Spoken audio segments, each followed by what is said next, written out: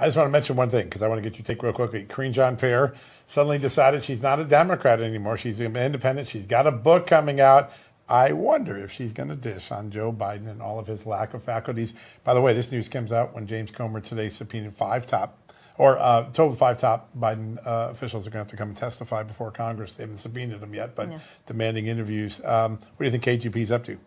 I don't know, but I wouldn't use independent to describe her ever, especially not when she was speaking from the podium. But yeah, I think that there is a mounting pile of people at this point who are willing to cash in on their access that they had to President Joe Biden now that he's persona non grata. I'm going to predict a case of revisionist history. We'll see what happens. Yeah. All right, listen, let's start with Karine Jean-Pierre. She's got a book out. All of a sudden, she decides she's not a Democrat anymore?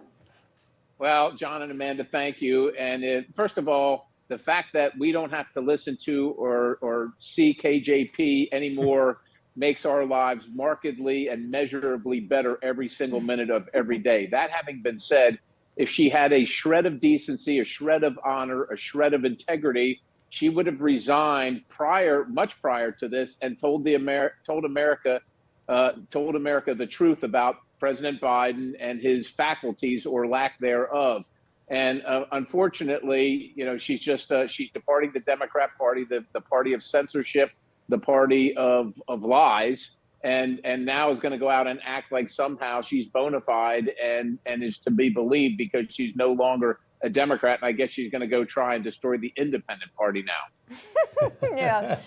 I'm with you. Watch out, independents. It's great to have integrity and to be truthful, but she should have done that back when she was in the position and said, I have to step down because of integrity.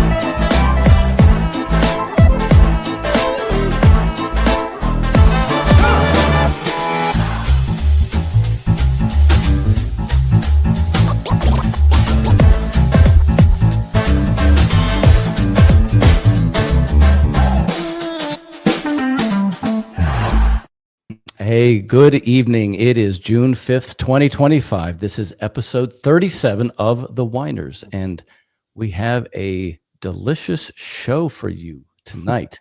We're going to shred decency and pride and truth. No, wait, that's them. Sorry. Who's right?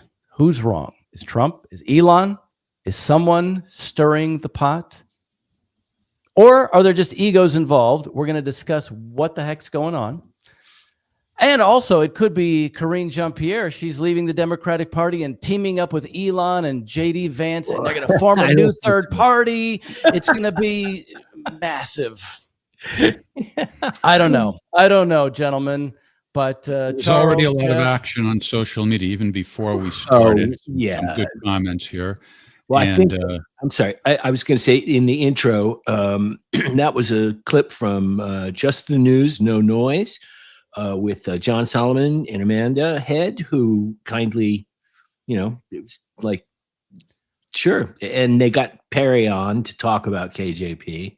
And I think they just scratched the surface of the iceberg, if I can mix my metaphors. The only way to deal with it, in my view, is with powers of three. There's three of us. You mean like comprehend it? Comprehend it. Yeah, because there's nothing to deal with. I mean, who cares? Oh, no. Yeah. Here's how we're going to deal with it. Okay.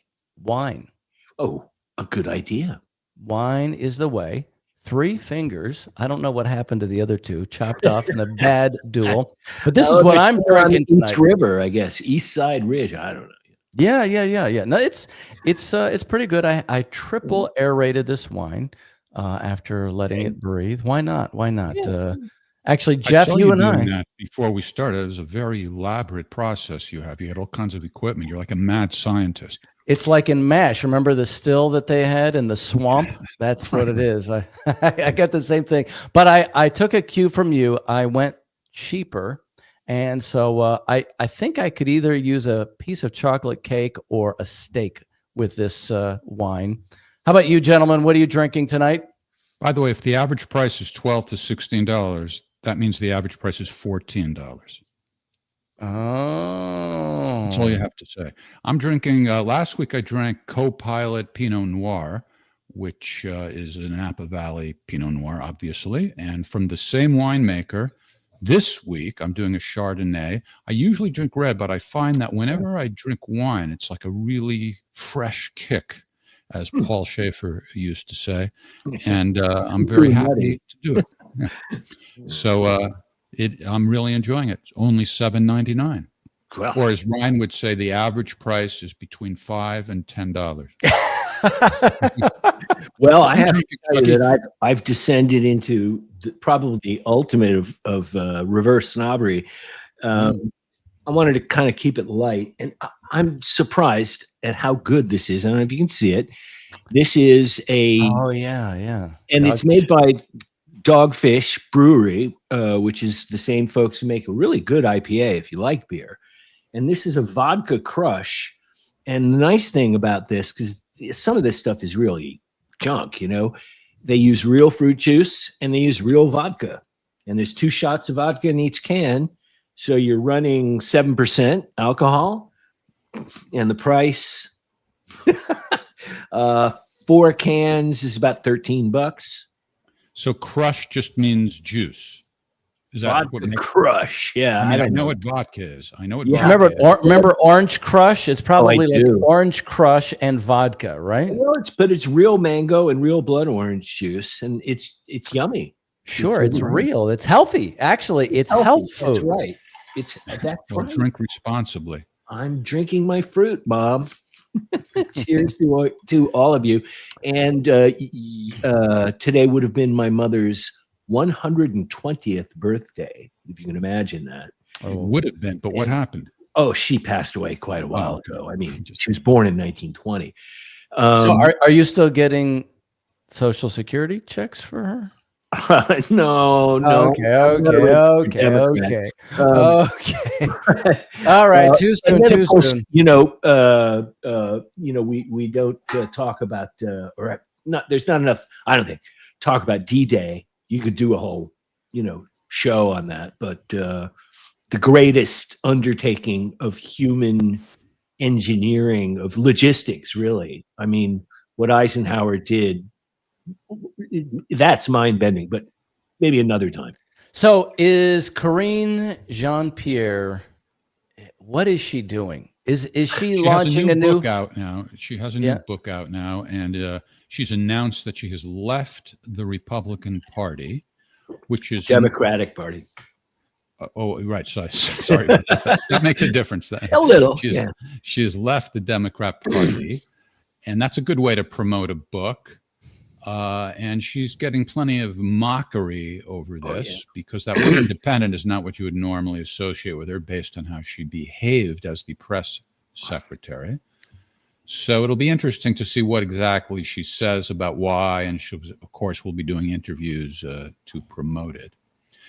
Now, is it the press secretary's job to lie pretty much? In other words, should we give her a little leeway because they all lie, or was she an unusual liar, or was she unusually stupid, or what do you guys think about her? Well, to the first and larger question, do they all lie or should they lie? It's got to be, and I'm trying to be fair here. I've watched White House press secretaries through the years, and she's hardly the first to become the subject of ridicule. Ron Ziegler, and you can just go on with the various names. But I think that's a really interesting question. If only we had a really interesting answer. I would say it's deflection. It's deflection. I mean, what she's doing now is, or what her job was. I mean, the question is, you're supposedly that's a different. Yeah, I mean, the way she did her job was very poor. just like Jen Psaki. Well, we'll circle back on that. She just wouldn't answer. Yeah. Remember? Well, We'll I think, circle yeah, back. yeah. She had this, that was like an annoying thing she would say. It was a way of deflecting, as you will. Yeah. But she at least had a certain slickness to her, whereas a little bit. KJP was, well, she checked a lot of seems- boxes. Let's just put it that way. You know? Oh yeah, black lesbian. I know what you mean. Let's say. Well, We can you say know, it. and an outspoken leftist. I mean, you know, Right. she believed all that. You know. Well, I can refresh your memory and the audience's memory with some clips from her time as the press secretary. Here she is saying, "Oh, nothing wrong with Joe Biden's cognitive functioning at all." Sharp as ever, as I have known him to be in my engagement, in my experience with him. Okay, sharp as ever. Now, at least she didn't go on and on like Joe Scarborough. Remember that video? I don't have that ready to go. The best Biden ever.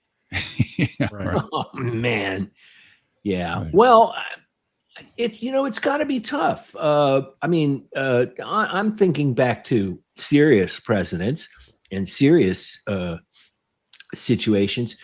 As a matter of fact, my thesis was on when presidents lie and how the public views them after the lie is found out. And I'm thinking probably the worst lie and the most innocuous that a president ever had to deal with was probably Francis Gary Powers being shot down in the U-2, and Eisenhower, and of course his White House secretary, press secretary, denied it. We don't know anything about it. And then Moscow trotted Francis Powers out, and it all, Eisenhower had to admit he was wrong. He lied.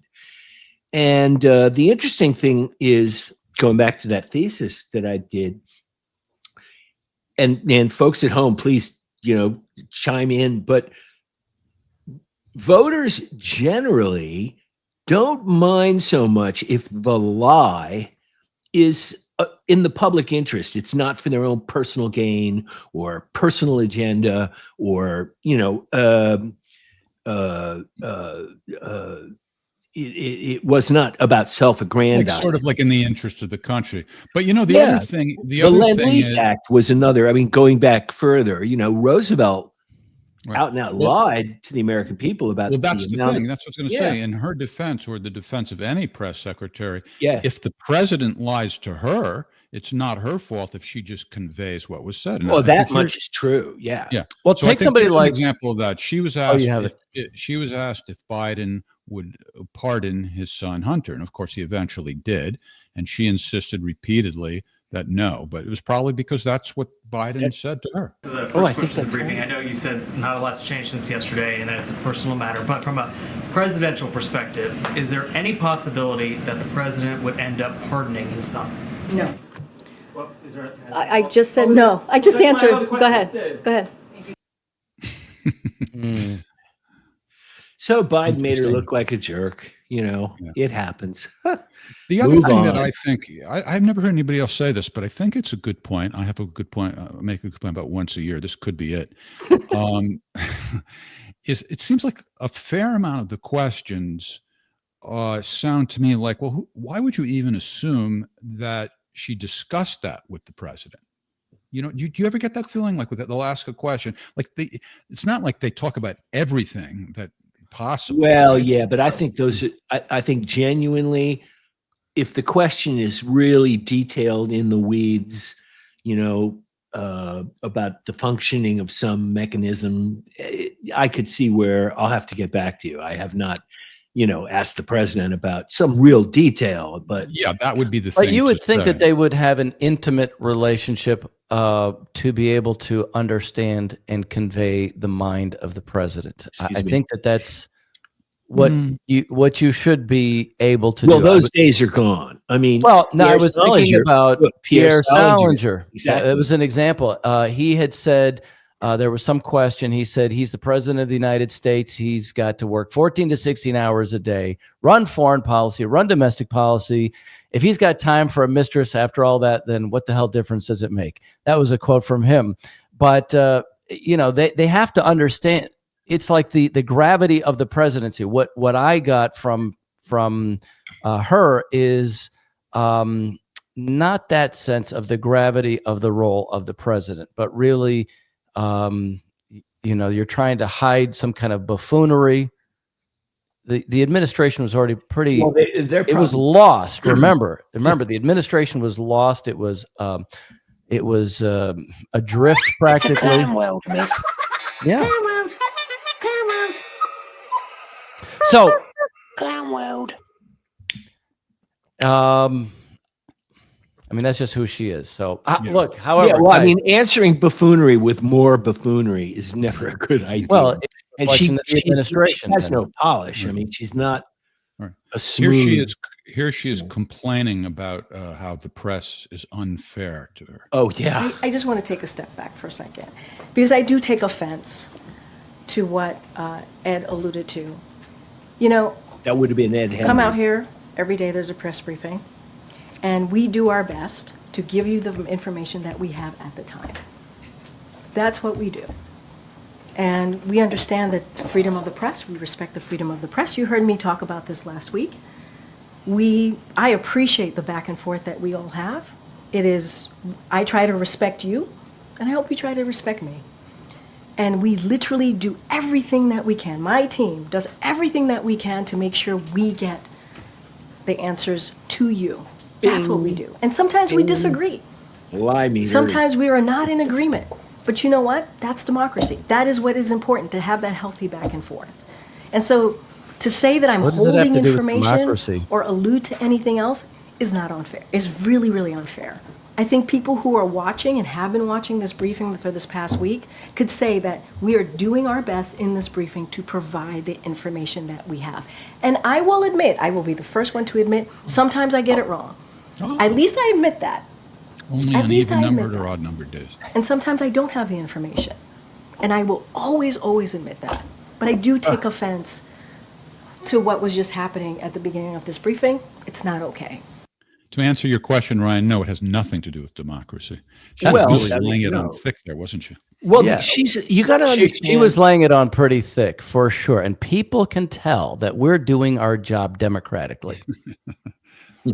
Well, to begin with, you have to, I think, one has to understand that and this isn't anything personal, but she's coming from a place of delusion.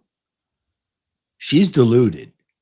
I mean, I think for her to say, oh, it's give and take and back and forth, that is not the dynamic that was going on in the Biden administration. They fed friendly media garbage, the morning talking points.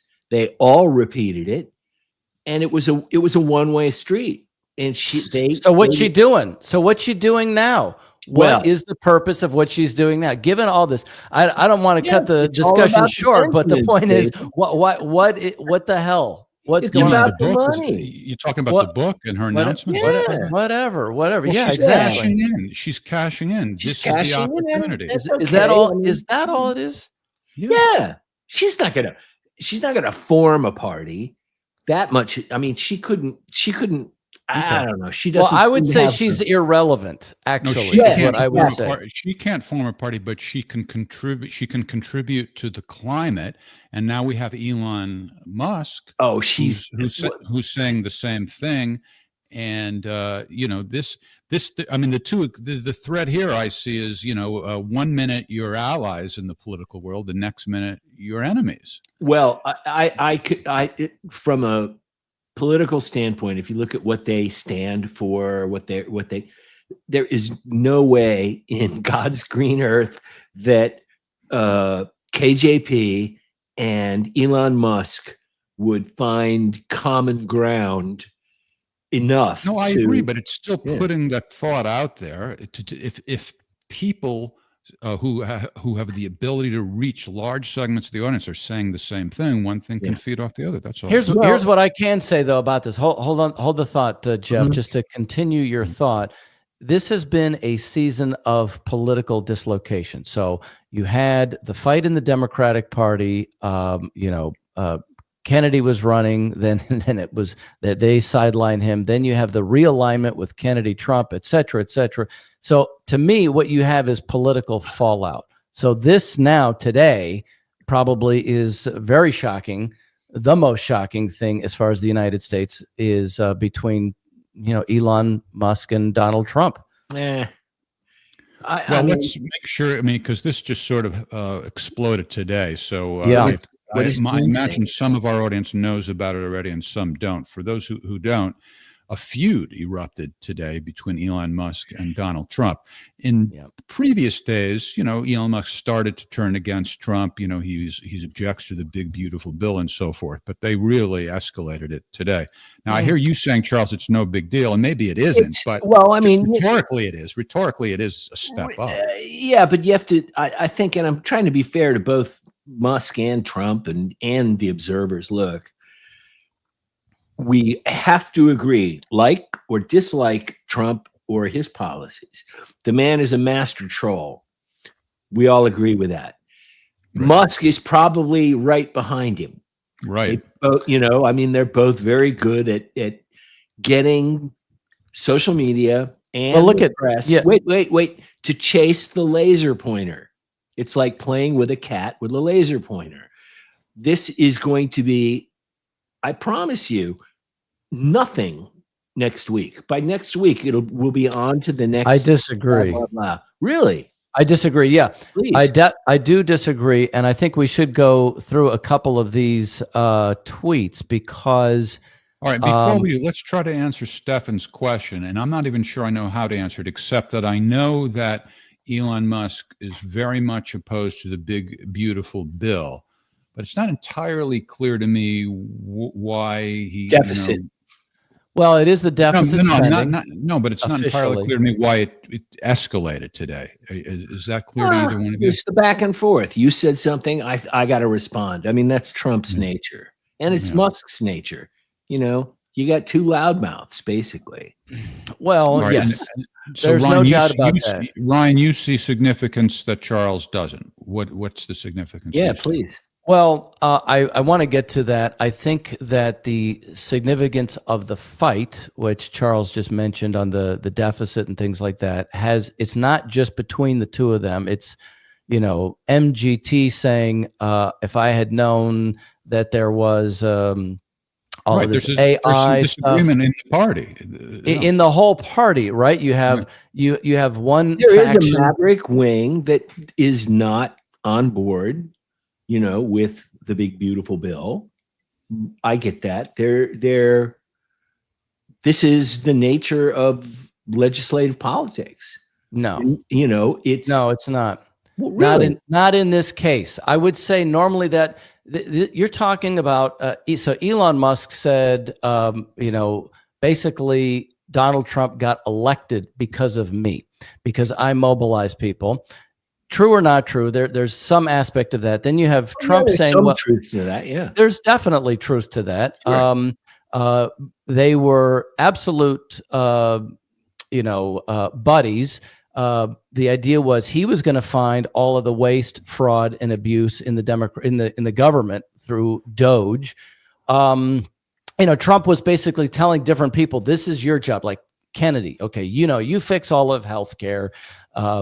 Kash Patel, you fix the whole police force, right? All of these ideas around make America great again, and part of that was cleaning up the government itself, and then, as Trump himself said, right, we have to make the country productive again. So his tariff policy, what he talked about as far as bringing investment and things like that back into the United States to get the country moving again, all of that was part of what's gone on. And now the whole thing is being shredded, at least as far as we can see. And I think it's interesting because in a different I also sense, think it's interesting. I'm halfway between you two. What's meaning that interesting, but I don't Charles think it's significant. Charles seems pretty confident that it means nothing. You seem pretty confident that it's significant. I'm like, I'm not quite sure, but I find it entertaining. The other I thing mean, I I want to don't say is think- about this. I just want to say something about the where's the Epstein thing. Oh is- yeah, that's you notice he says is in the Epstein files. everybody That, knows that doesn't mean that doesn't mean there's anything incriminating to be in the to files. say the least. Look, it's no secret that Epstein, just like with Clinton, it met Everybody. and Trump included. And I don't know if Epstein went to Mar-a-Lago or if Trump went to the Curve Palace, wherever Right, that so was. it's not a big bomb that he's in the files. Doesn't. That's what Musk is Yeah, saying. I mean that's just and see. frankly- Here's the other thing is Well, that the other if thing it is was- that's if it Elon's was childish incriminating, side. why wouldn't it have been released when Biden was in office if it was really incriminating? That's a very good point. Well, and, once a year, I told you to make going that back to list. last week, let's see what Bongino comes up with.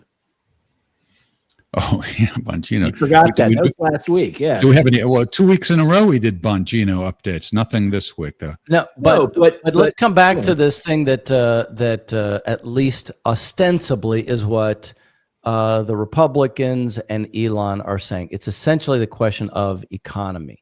Now, I would say that it's important to kind of step back because sometimes you can't see, you can't look at the sun if you look directly at it, right? You have to sometimes look at some reflection or something like that. If you step back, you think about Trump had a phone call with President Putin, which was a different kind of a phone call. He had a phone call with Xi of China, also a different kind of a phone call. Remember, there's been all of this kind of chaos with Trump and dealing with these countries, various kinds of warfare. You also have the fact that Elon historically has made huge breakthroughs with SpaceX, for example. And I was reading other things in his X feed. He talks about how China is leading the way in solar panels. So I think he said they've got enough solar panels to power half the United States. He's talking about the shipbuilding where they dominate, but in space, SpaceX dominates the United. So here's the point I'm making.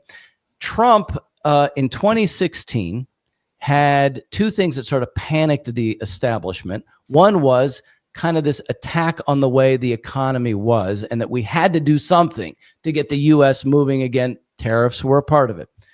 He also said, hey, we got to get out of wars. And Gustavo's got a nice point there. what is it? They don't release it because all the government. Yeah, well, That's maybe probably right.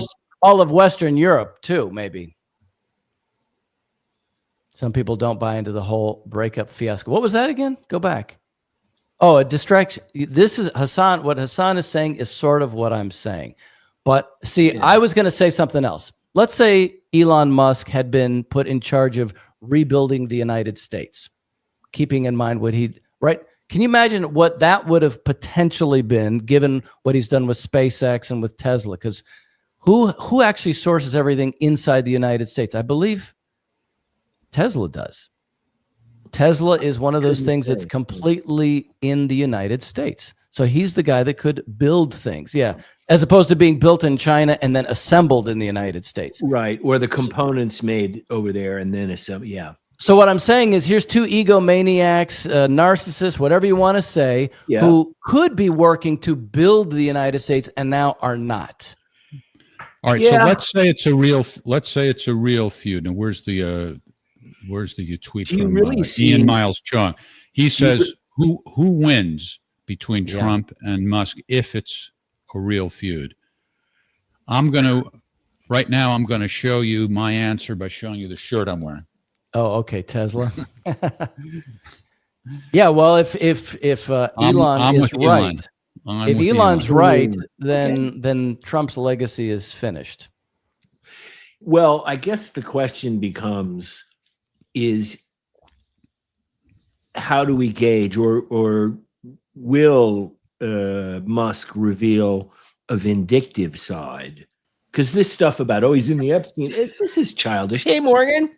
Hi. Great Are, to these, see are ya. those new eyeglasses? No, I never wear my glasses on the show. I Oh, need but they're so glasses. pretty. Yeah. Oh, thank I like you. them. Yeah.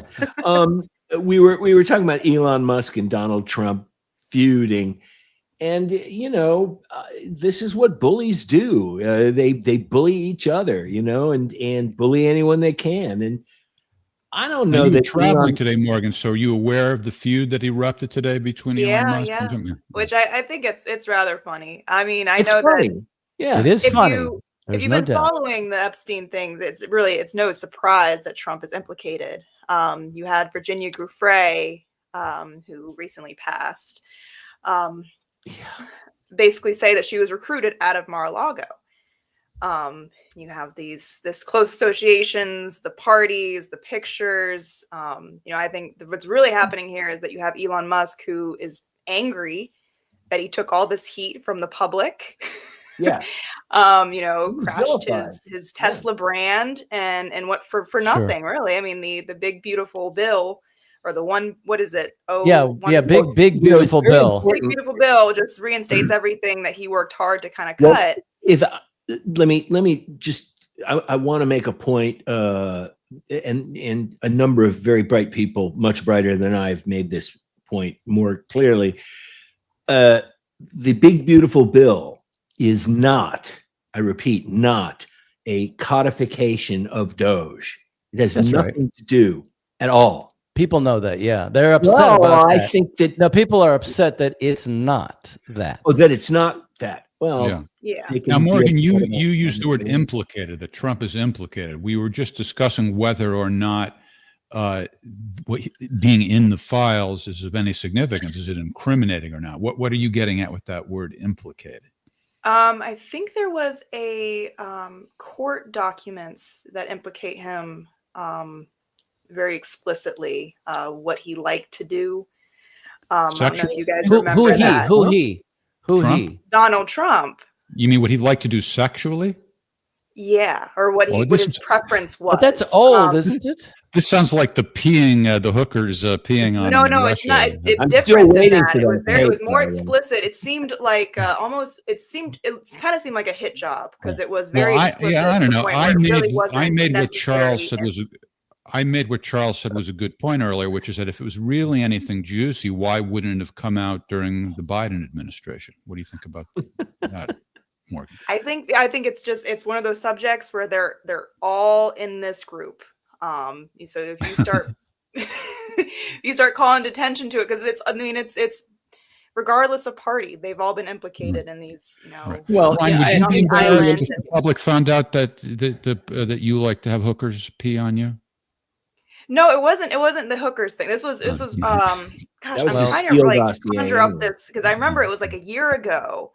And it really did not break the news as it should have, but it was these accounts of Well, maybe these, it wasn't true, and that's why it didn't break. I mean, that's possible. we know that there's what Epstein was up to, and there's what Epstein was pictures. up to, no doubt. But I mean, Trump is a notorious germaphobe.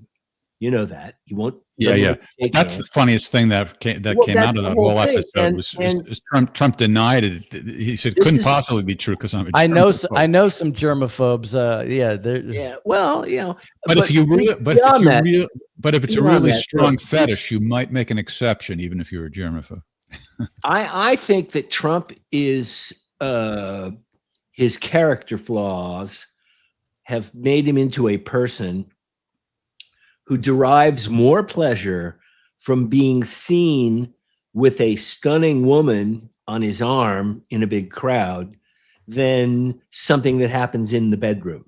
I really think that that's more important to him. And We have the story know, of Stormy Daniels. Stormy Yeah. Daniels. Okay, but Morgan, don't you think that this is like the she's saying elites? that suggests she doesn't buy it because Stormy Daniels is not someone to be proud of on your arm. Stormy Daniels was somebody to shtup, Well, that's Yeah. if I may use that's the the S. extent of it. Yeah, I mean, it's Well, that doesn't support your theory that he just wants to be seen with. no. My theory is that the being seen part is more important to him. All right. That's. Yeah, I guess that's maybe true in some aspects. I mean, but I mean, he's still a dog. He's a man. I mean, I'm not. You don't have to go there. I mean, But look, All right. Well, you know what we should do? We should do a news autopsy of this story that Morgan was referring to. Now, Morgan, while you were absent, and we missed you terribly over the past couple of weeks, I cried. we debuted a new feature called News Autopsy. Charles has a history of being a guy who really takes apart what's going on with the media. And why don't we do this week's News Autopsy? Who's in? I'm in. All right. I'm here. All right. Let's do it.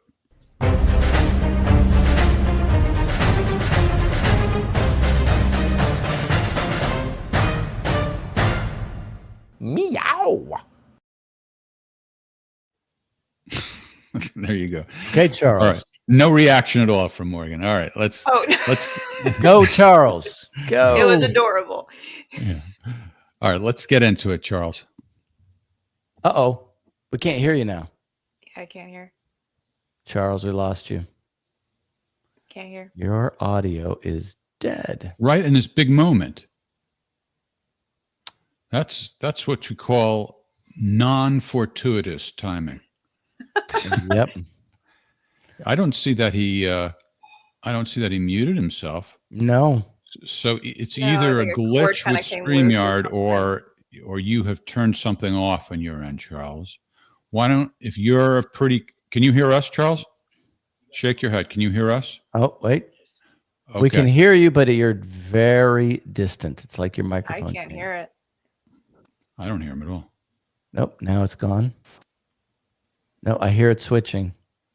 How about now? Yes, Yeah. go for it, You're Charles. back. Okay, Jump it's- right in. Yeah, I'm sorry. StreamYard just changed microphones on me. Well, a news autopsy is what we do in the newsroom after a story goes south and, somebody like me has to take it apart. What I wanted to focus on this week was a recurring theme, and it's really interesting and it's problematic, and that is a video was uploaded by somebody who claimed to be in Gaza and claimed that the video showed IDF troops, or strike that, showed the victims of IDF troops who had shot at these poor people who were gathering at a food distribution center. Well, to their great credit, the BBC actually looked into it and did a very good job. I think, Jeff, this is the real headline. Another viral Hamas propaganda claim gets debunked by reality. This is an ongoing thing. This is what I wanted to talk about. Getting news from that part of the world, clean news upon which you can depend, is really difficult, almost impossible. And so desperate are people being editors for any material, that they're frankly quite gullible, and they will swallow whatever they're told, so that they have something. What's your next graphic there, Jeff? I think because it's The next one is the video. You want me to? Is the video. Okay, so this video went out and became something like 3 million hits in an hour, some crazy number. And it was picked up by a lot of very respectable mainstream, legacy media people. Let's take a quick look at this. If There we can. was an attack, an explosion at a hospital in Gaza, the Al-Ahli Baptist Hospital in Gaza. Initially, we started seeing claims that this was an attack by Israel, that it was IDF that shot a missile and hit the hospital. And then shortly after, we started seeing the claim that this was actually a failed missile attack by Hamas. We know very little so far. There's very conflicting stories. A lot of analysis started happening publicly on channels like Twitter or X. Some of the footage that was started to appear, some of it was actually old footage, but there was also some footage that was brand new that we couldn't necessarily find anywhere else on the internet. We were able to accurately geolocate to the right location that we are confident is of the recent attack, the recent explosion. From there, we were able to piece together what looked like a crater. We were able to find one that seemed to be a recent crater that's related to the attack. Based on the size of the crater, from the composites we were put together, from footage on the ground, we were able to assess that, say, this is a smaller crater, it's not a huge crater. There are theories out there that if it was a JDAM, that might have exploded in the air and then landed, it could have caused that, or it could be something that might be consistent with the smaller munition. But right now, we just don't know. We know that, unfortunately, there is loss of life here, right? We can't confirm independently just yet how many people have died from this attack.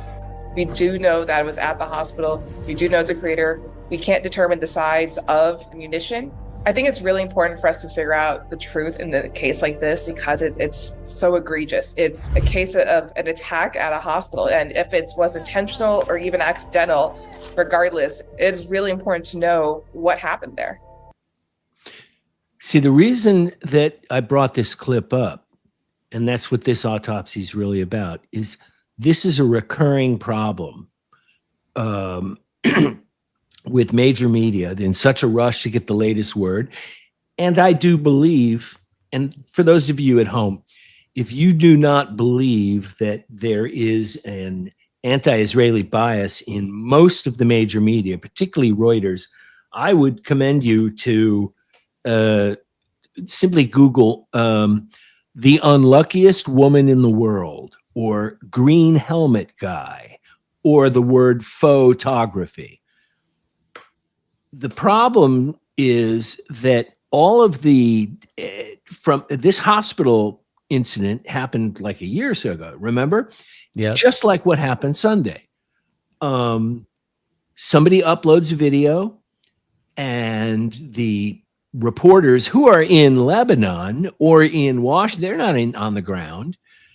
They call. I guess we should call it to attention why journalists are not on the ground. Well, there's a high number of them have been murdered, and you I've done Israel a whole, not allowing American or independent journalists to go in the area to verify these claims.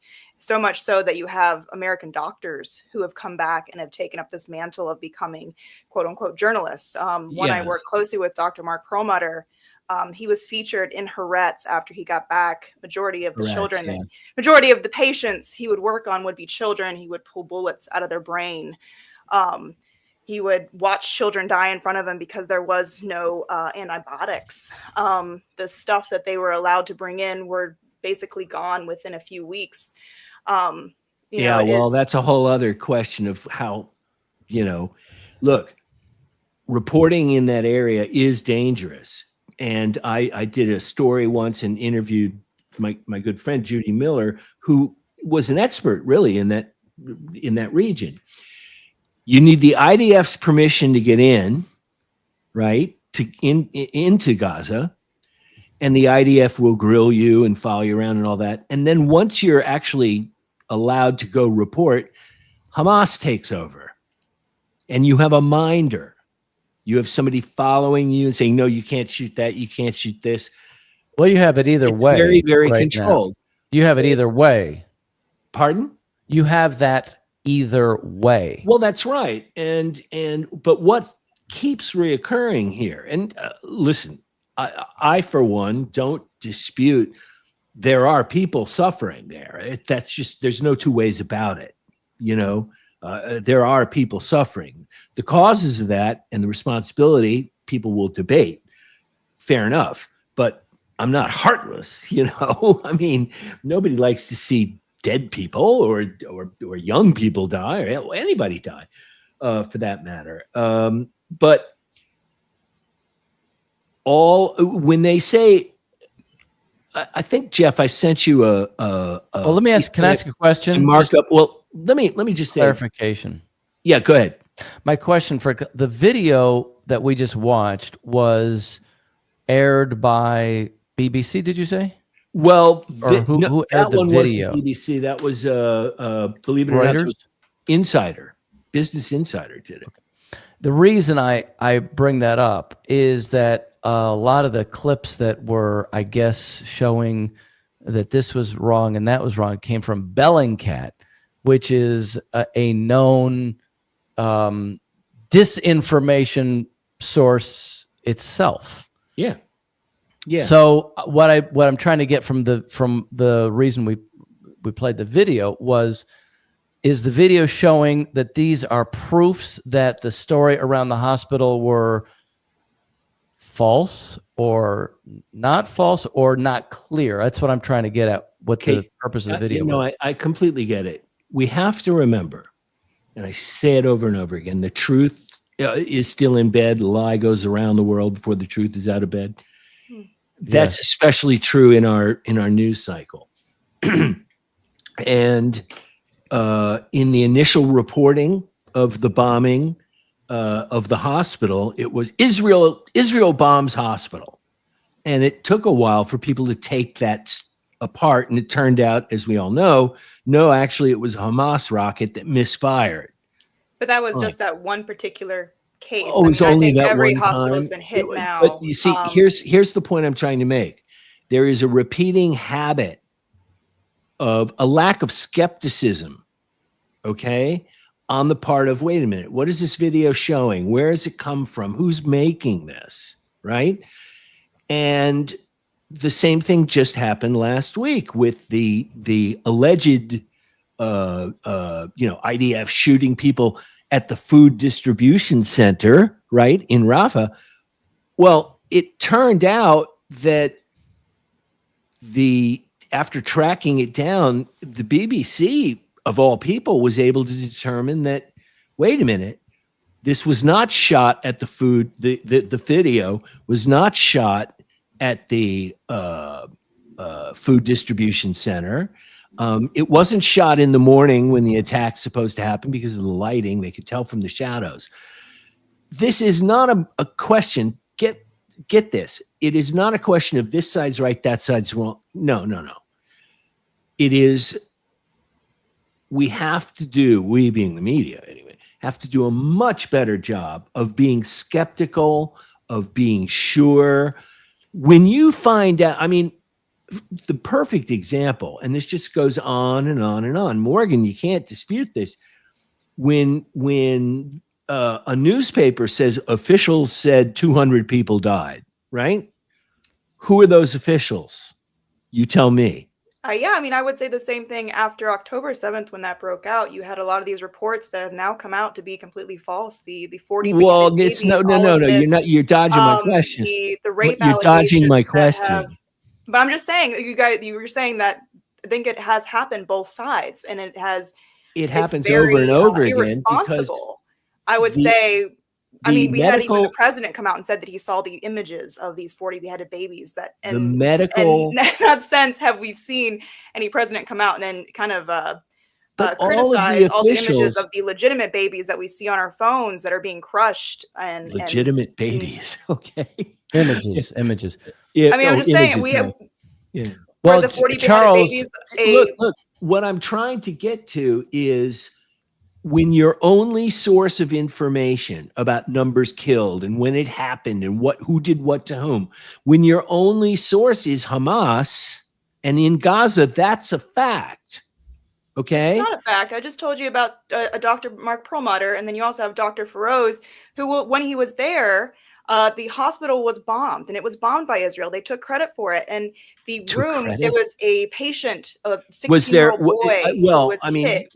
And it's kind of going down a rabbit hole. The one who was tending to his wounds, and if he had been there redressing his wounds, he would have been murdered as well. And did he discuss or admit that underneath that hospital was a tunnel network of military bases for Hamas? Israel has never come out with legitimate proof on that.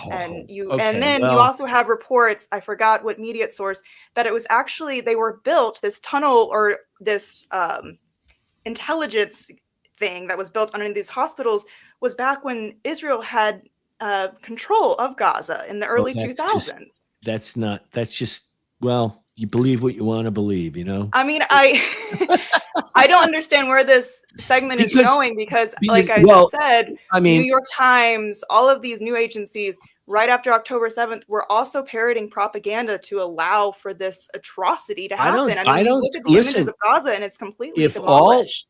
If a reporter listens only to the IDF, they're not doing their job. You're totally right. I agree. I mean, but the reality. I mean, you have a friend who was a doctor, and he said stuff, he saw stuff. I don't. I mean, I won't dispute he's that. the president of the World Surgical Foundation and orthopedic surgeon. Fair enough. I think he has a whatever. lot I mean, more credibility. And Feroz actually just testified in front of the UN about what he had witnessed. So these aren't he just may be you a know, lovely just some guy. really That's doctors. not. I'm not impugning his dignity or his character. Please, Okay. I don't know the Well, man. I have a Yeah. question here to ask in the context of what both of you are saying. Why does somebody who is skeptical, he is maybe more than skeptical, some might say, Piers Morgan now, he has completely switched his, and I'm not going to make a judgment on the morality of Piers Morgan, but he's completely switched. So, I mean, He's just to taken play the red devil's pill. advocate, Charles, what I say, okay, is he now, does he now support Hamas? I don't know. I'm going to just leave that hang for a second, if you don't mind. Take well, another example. So I think that's one question in that particular vein. He's a skeptic. I would say he was skeptical to a fault, even. So then there's another thing in terms of big things that you were mentioning. You had a couple days ago the right before the Istanbul meeting between Ukraine and Russia, you had this drone attack, and all the news is about how just the entire nuclear air part of the Russian triad was crippled. And then now the pictures are coming out by even American sources that yes, some things did get destroyed that were valuable. Sure. But then a lot of it was like stuff that were halfway mothballed.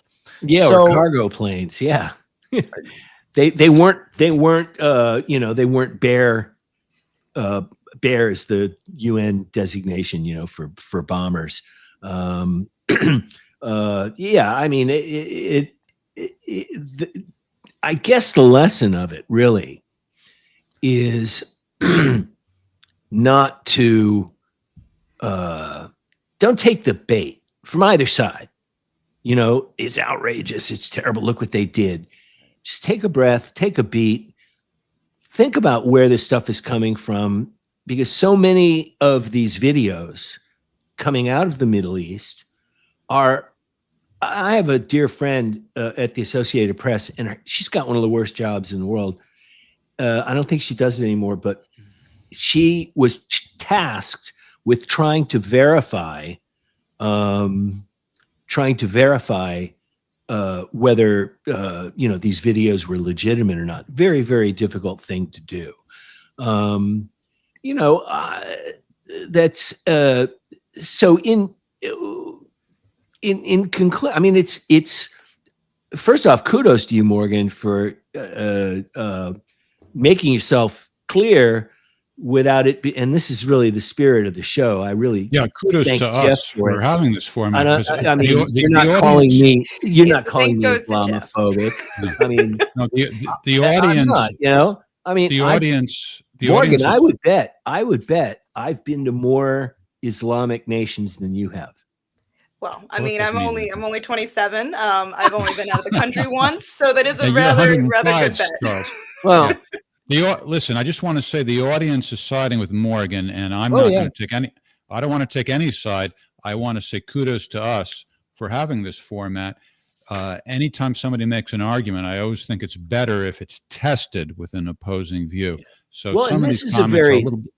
this is a very touchy subject. Let's Yeah. face it. I mean, Right. it is very easy to start doing revisionist stuff and going back, and pretty soon you're talking about 1948, and then you're talking about Ataturk, and and then what about the Crusades? I mean, and there are people who really get that into it.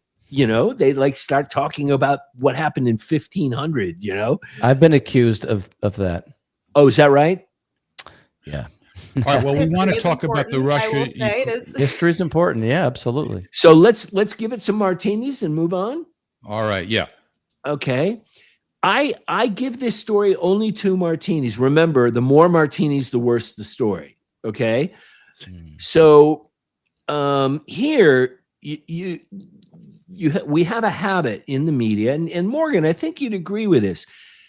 Given the lack of independent sources available to the media, and given that we don't have our boots on the ground independently in Gaza, whether that's the IDF's fault or Hamas' fault, doesn't matter. You have to take this kind of reporting in stride. And yeah, it's in your perspective, but our perspective, August, thank you for that. And at the end of the day, take a beat. Consider that it is an area of the world where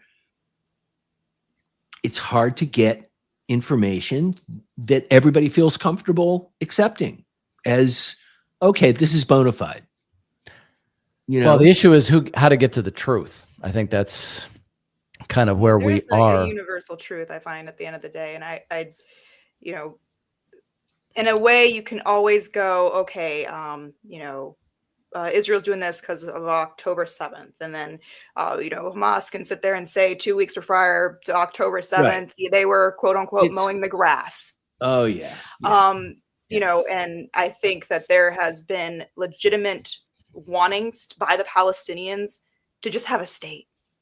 You know, Can you speak up a little? I'm having trouble hearing you. To just have a state. You know, that's their want. And that's, you know, I don't think that it's not achievable. I think the true impediment to that is the current Israeli government.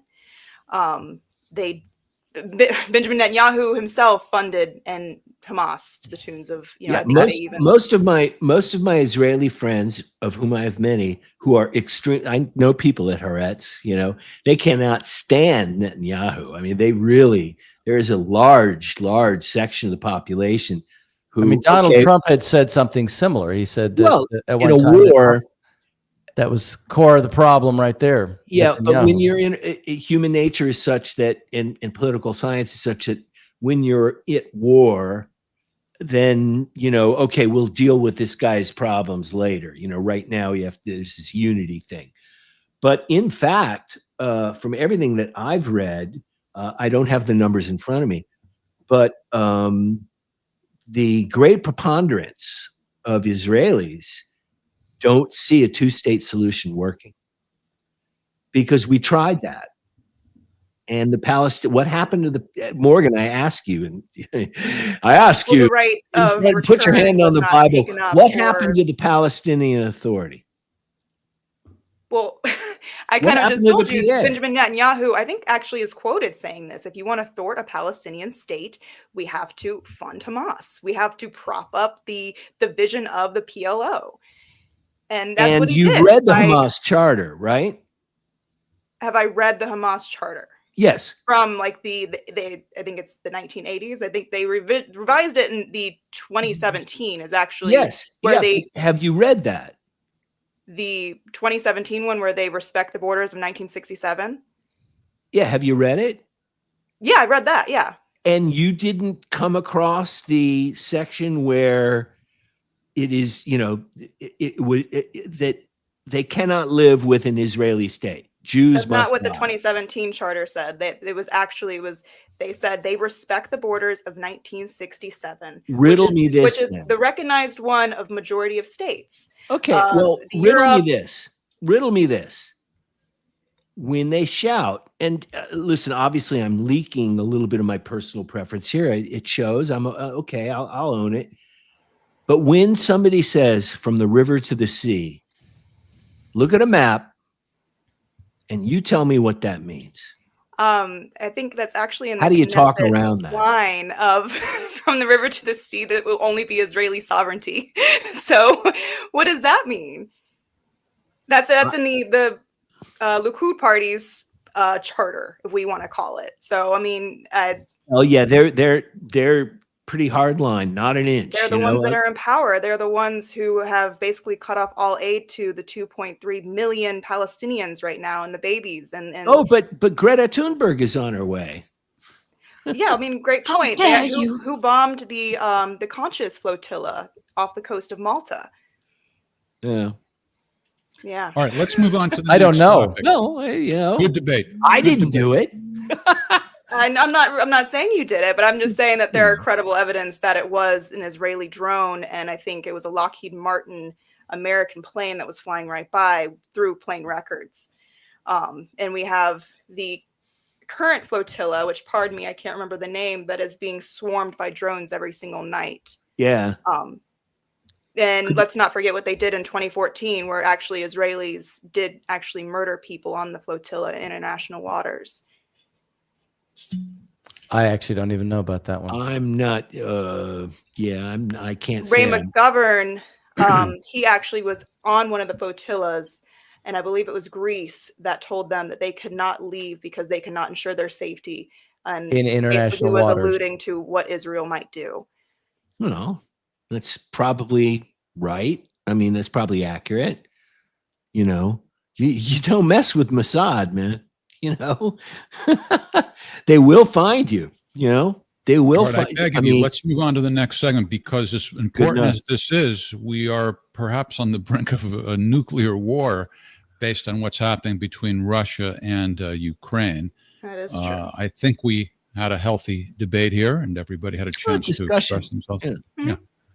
Okay, call it a discussion. I think we have a healthy, Education. yeah, we had a healthy discussion. I'd So love for within the Morgan past- to put together a little package of some of this stuff.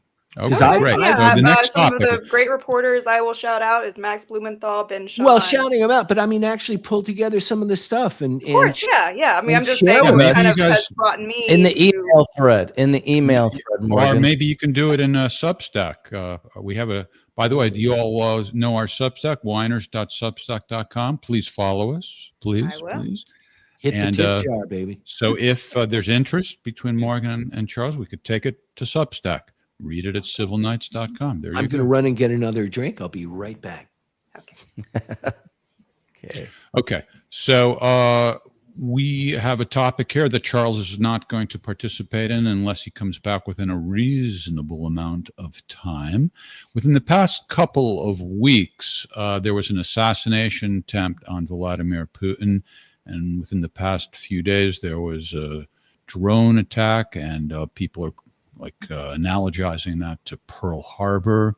Right. And at the same time, two United States senators, Richard Blumenthal and Lindsey Graham, were in Ukraine doing God knows what. And it turns At a out really nice hotel. well, that might be a news autopsy story, because I don't know if that turned out to be true. But at the same Right. time, Mike Pompeo was there giving a speech. Mm-hmm. And this brings up an issue that I usually dismiss as nonsense, which is a possible violation of the Logan Act. In this case, I think there's at least cause for an investigation. Now, Blumenthal and Graham met with Zelensky, and we can't say the same for Mike Pompeo. Mike Pompeo just gave a speech. The question is, what in the world could they have possibly said to Zelensky that's consistent with U.S. policy?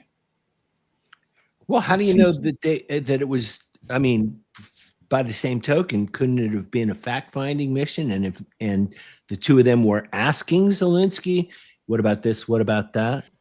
I think their whole visit was on the premise of rolling out these new sanctions, is what I could tell. And I, considering Graham has come out and boasted on national TV about how we have to keep Ukraine because of all the precious minerals.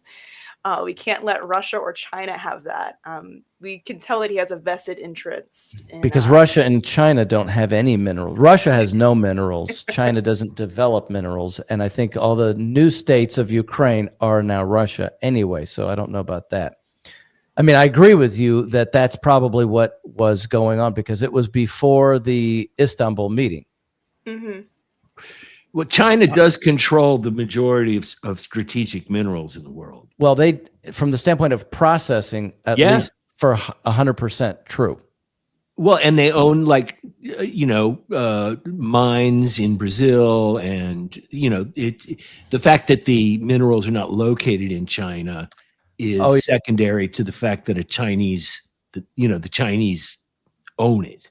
No, that's probably true. On Ask the Inspector Tuesday, somebody from the audience asked Scott, well, why hasn't Trump really commented on what's going on with these senators going there? And well, did he know even?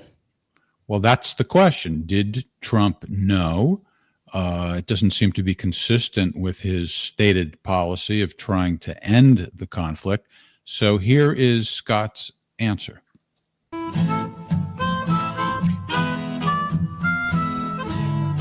Scott, why is President Trump silent about the attacks on the planes and about the helicopter attacks of President Putin?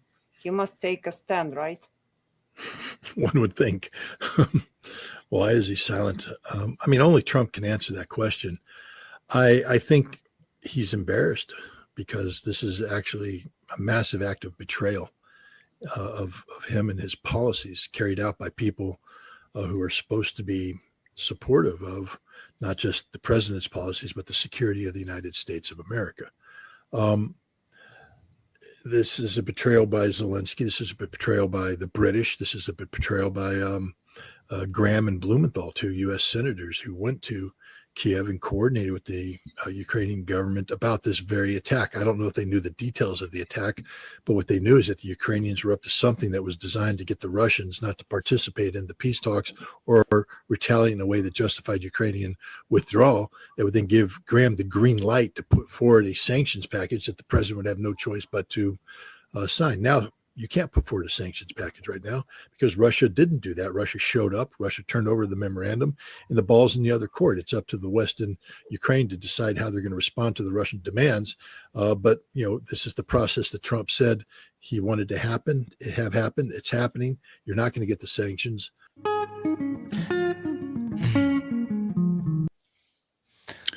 All right, I buy that analysis. What do you guys think? Well, I would say it's betrayal. Yes. Wow. From Lindsey Graham and Really? absolutely. Just because they're golfing partners, I think that it is betrayal. Trump already said, take the drone attack. He's like, he absolutely did not know. It's not to say that somebody in the U.S. government knew. I don't think those guys knew about the particulars of it, but the president was kept out of the loop. I mean, I would just say one other thing. The president came in with the idea of a revolution in politics to transform all kinds of things, including end wars and change the relationship of the United States to other countries and the economy. And everything is kind of getting attacked or sabotaged. And I think this is sabotage from a policy standpoint. In fact, the president is the primary foreign policy guy of the country, not those guys. They made it's not a United States court, a district court judge. It's not a court judge, and it's not a senator who's been there 8 times, by the way. Well, I mean, listen, I am not a big fan of Blumenthal's. I mean, you want to talk about a bold-faced liar and a guy who will say anything. Piece of shit. He's a piece of shit. Okay, you could say that. But I have to, in his defense, and Lindsey Graham's too, I don't see a Logan Act violation. Well, because you don't know what was said. The question is, what's likely possibility? Well, first off, you have to understand that these representatives, these lawmakers, go on fact-finding missions. I don't see how. First off, they don't need the president's permission to act in their role. They don't. Why do they need to without authority of the United States? Well, if you're on the House Foreign Relations Committee, or if you're on the Senate Armed Services Committee, I think you have the authority. You're not making a deal. You're not signing a treaty. You're not negotiating. That's a different thing. If that were happening. No, you don't know. I mean, I'm admitting I don't know either, Charles, but what I'm trying to do is steer the conversation towards what's likely. right? Will you admit that? Neither you nor I know what No, they say. no, you're right. You're absolutely right. Although, we can use some deductive reasoning. Well, that's what I'm trying to do. Has there been any sanction, treaty, arrangement made as a result of Blumenthal and Graham? No. Therefore, what was the meeting? Now, it would be nice. Scott just gave a theory. Scott just gave a theory. It was meant to force the hand and make Russia do something provocative that would ruin the peace talks. That's the theory. Yeah, I think it was heavy on the optics because you have a Democrat and a Republican, and they're going against the president's, stated aims to try and end this war. Well, where do you get to? They're going against the stated aims. Well, because they've said what they want, and there's no footage of them like going into a war zone or something like that, where you would say, "Oh, that's a fact-finding mission." Like, what did they do that they couldn't find out by just using the internet or a telephone from the U.S. or asking Grok? Like everybody else does. I mean, I think it was a very provocative move for these senators to go there, knowing that the following day there was going to be these peace negotiations, But knowing Morgan, the I think stated aims you're of right. the president, noted. And Mike Pompeo made his speech like the day before the biggest attack in the history of the conflict. Let's take a look at that. No walking away from this for the United States, right? It's not the case that you can say, Godspeed, you're on your own. This will continue to chase all of us who believe in basic human dignity, property rights, all the things, all the indicia of sovereign nationhood. I think that will ultimately come to prevail. I regret, right? I regret that there was not more done in 2014. That there was not more done in 2022, and that deterrence was lost. And now the challenge is putting it back. All right, so that's not a violation of the Logan Act, but it's clear what he wants. He was the deep state character, the CIA director, as well as Secretary of State. The two senators are there. I mean, come on. Well, let's ask one other thing. What about Michael Witkoff? I mean, he's the guy that's supposed to be Mike Witkoff. He gave his full first government name. Huh? What's his first name? What's Witkoff's first name? Come on, Steve. I'm sorry. Steve. I don't know why I said Michael. Stephen Witkoff. Well, that's the other guy that they got rid of, right?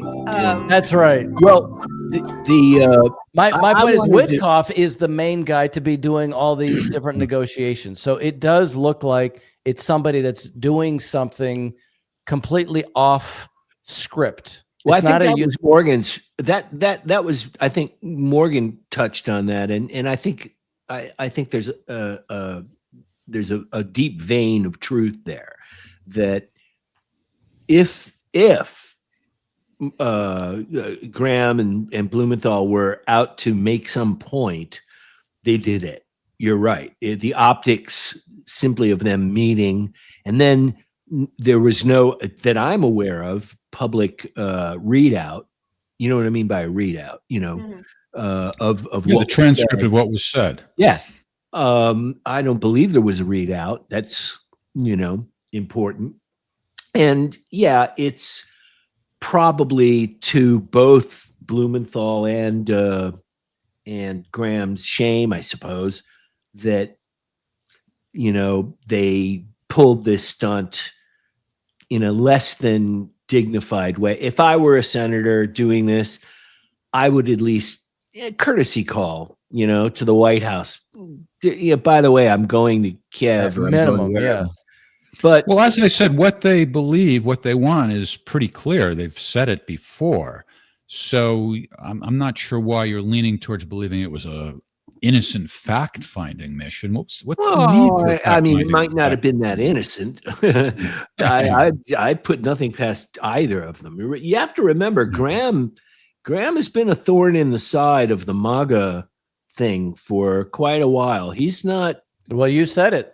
I think you said it right there. That's it. That bill was fake, by the way. I mean, I like to, even though we're slamming Lindsey Graham now. I hope so. That made me very angry when I saw that. Well, 400 grand. just some corrections I saw. It wasn't even a hotel bill, actually. That although was the that State does sound like Department. the amount of money spent on liquor by Nancy Pelosi. You know, I think he probably hired hookers Gulfstream. to pee on him like Trump, and that's expensive. You can't get that cheap. Oh, getting When I get, yeah, when I get yeah. hookers to pee on me, man, it's like Well, I can't pay I've my been to rent for 3 Moscow. months. You'd be surprised. It's a mess. I don't know It's a about mess. that. I don't swing You that haven't way, you, but, you haven't been there lately because it's very different now. Oh, but along the from where GUM is, you know, from where the Hotel Ararat is, and if you walk like along Red Square towards the Arbat, there are not still teenage girls in skimpy outfits standing there. Really? No. And what hotel in Moscow, if I can ask, what hotel did you stay at? The National or? No, I stayed at one on the other side of the river of Red Square. Well, that would be on the other side of the river. Red Square is on the river. That's right. Yeah. Just on the other side of the river. Yeah. I'm trying to remember. It's called the Viewpoint Hotel. Yeah. And the bar. Did you go to the bar? I went to all the bars. And I went they to the weren't whole. full of- you were not approached by Didn't miss a spot. Okay. Really? No. Boy, It's that has changed. It's completely different. It must completely be. different. I was there. Look, I was there 30 years ago, and Arbat Street was people selling their jewelry and Oh, their anything they could everything. sell, It's yeah. not. It's completely not like that today. Yeah. Ryan, Yeah, no, I raise your get right it. hand. You're under oath. Did anybody pee on you when you were there? Nobody did. No. Well, Sorry. no. I mean, I accidentally did, but that was the wine. I don't swing that way. You know, I don't want to. You know. All right. Well, whatever, you know. we showed a clip from Scott. I want to mention we have another podcast called Trump Watch. It's a weekly show. Scott interviews somebody, one topic, one guest per week. And the one we just recorded is going to be released next week. For anybody who's interested in this topic, the guest was former CIA analyst Larry Johnson. And Scott and Larry did a really, really deep dive, not only about what's going on with the current Russia-Ukraine situation, but about how the CIA operates in general. And I think we might it's behind a paywall usually. I think we might release it free to everybody next week. Who's on the Either show way, again? Larry Larry Johnson. Here, I Wearing have a Yeah, he did Hawaiian shirt. really brilliant thing on the CIA where he was basically talking about this never-ending revolving door of corporation CEOs, leaving the CIA, the big large companies, and that's kind of like this hand in glove apparatus that has really kind of evolved to. It was very brilliantly. I'm not on the Trump Watch. I'm sure he might go into that, but it was a different program. Well, that I heard. also they've been on for 30 have, years. They're there for 30 years, and as far as they're concerned, presidents come and go. And if a president's against a policy, they'll just wait until the president goes and switches, and then they'll read in the new president and see if he's excited about it. Mhm. And if he is, then their policies will go. Well, I'll tell you what was special about this is to have Larry and Scott together, and they both know how to have a conversation. They listen to each other. They don't interrupt, and they don't waste their words. And they really revealed. Obviously, it's their opinion, so you don't have to agree. But in my opinion, they really got down to the nuts and bolts of what's going on and also how the CIA operates. It was quite an education, and I think even the average layman will appreciate it. So I just wanted to mention that. All right. We love Larry Johnson and his shirts. And I don't want to give away too much, but Larry was not the only one in this show who was wearing a Jay, Hawaiian I'm shirt. not looking for hookers. I'm sorry. Go back to that strap for a second. I can even purchase. Oh God. Yeah. That's Okay. a wild one to Enough put up on of the that, screen. yeah. I only read the first line, Morgan. I'm sorry. We don't judge. We don't judge. You've got to understand. I judge on that one, but Oh, you do? Well, Okay. look, I don't judge. I mean, children, obviously, that's off limits. But I don't care what people do. I mean, honestly, why would I care? you it's know, about behavior, not your fetish in your head. yeah, man. And I mean, it's about policy. It's about where the country actually goes in Well, general that for the benefit totally- of the citizens. yes, this is obviously, I think you're right, a much more important thing than whether or not he likes to be on top or she likes to, what? It's like, I'm not listening. All right, my question is, Morgan and Charles, will the two of you be sharing a summer home on Fire Island this summer? Well, or will it be Martha's Vineyard? I still have respect for Charles. There's, I think that we yeah, what voiced did, our I, opinion. what did I do? Yeah, I mean, we're chill, right? All right. Come on. So I'll see you on Fire Island. Okay. Or here at Burleson Air Force Base. Or do you for the Hamptons? The Hamptons or maybe Martha's Vineyard? Burleson Air Force Base. do you know the reference? If not, folks at home, look it up. I don't get it, but I'm sure it's funny for those who get it. You don't know Burleson. You're going to have to answer to that's the from a movie, right? That's from yes. a movie. I vaguely remember. Wait. Was that from the time when you had to get up and walk across a room to change the channel in the TV, or is that are like too funny. streaming time? I don't know. Okay, I'm going to give the game away. It is a reference to one of the greatest movies of all time, Dr. Strangelove. Oh my God! How I do I have learned to. to love Okay. Yeah, I need to watch that again. That's the fictional military base, right? Time out, Morgan. You've not seen it. I haven't seen a lot of films. you- and it's very Okay, embarrassing Charles, when you're right. Charles, pop you're right. culture It gets is brought up, and I'm Morgan like, lives in the real world. Charles, not the fictional Morgan, right. we world will up here. love every minute of it. Peter Morgan, let's have a Sellers watch plays like party 4 different and people. watch Okay. it on Sunday. Let's have a watch party because I haven't seen it in a long time. And you're right. It is And a it classic. takes some of the action Classic. takes place at Burleson Air Force Base. Okay. All right. And I All have right, named my let's home. end it. I got to go eat dinner. Yeah. Thank you all. Thanks to our beloved about that. audience. We'll be back next Thursday, as usual, at 7 p.m. Eastern Time. Please join us tomorrow night on Ask the Inspector at 8 p.m. Eastern Time. We love you all very much. Good night. All right. Thank you. But from a presidential perspective, is there any possibility that the president would end up pardoning his son? No. Well, is there, I just said no. I just answered. The president would not pardon or commute the sentence for his son, Hunter. I just want to make sure that that is not going to change over the next 6 months. The president's saying he would not. It's still a no. It's still a It no. will always be a no. It's still a no. It will be a no. It is a no, and I don't have anything else to add. Will he pardon his son? No. His son, Hunter, is also up for being sentenced next month. Does the president have any intention of pardoning him? We've been asked that question multiple times. Our answer stands, which is no. President Biden says that he's not going to pardon his son, Hunter. Is he going to ask Donald Trump to do that? I don't have anything else to share about that. I'm not going to go down a rabbit hole on this. I've been very clear. The president's been very clear when we've been asked this question.